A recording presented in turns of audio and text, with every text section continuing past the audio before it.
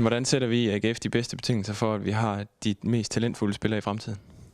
Jamen, det gør vi på flere måder.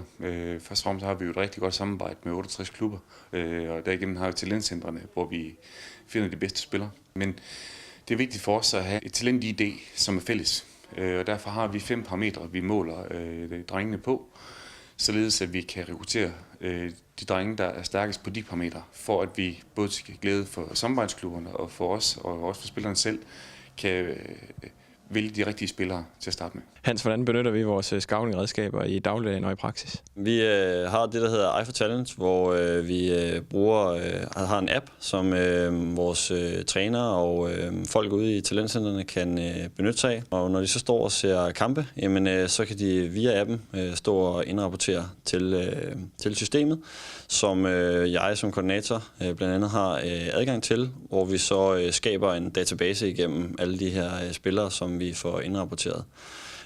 Så systemet fungerer med en app på telefonen, og så en database, som bliver lavet på computeren. Hvad er det, vi i AGF får ud af at samarbejde med Eye for Talent?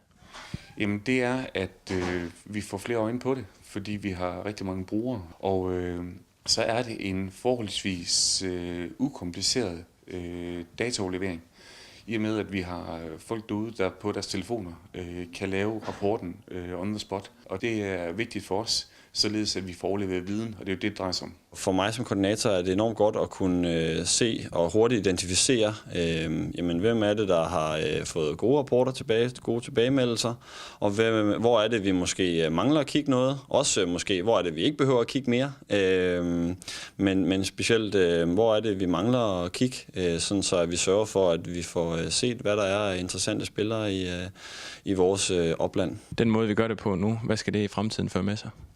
Det skal være med sig, at vi vælger de spillere ud, der er dygtigst på de parametre, som vi måler efter. Og når de skal komme ind i et miljø, hvor vi også træner på en bestemt måde, jamen, så udvikler vi endnu dygtigere spillere, som er rigtig, rigtig gode til det, vi gerne vil have dem til.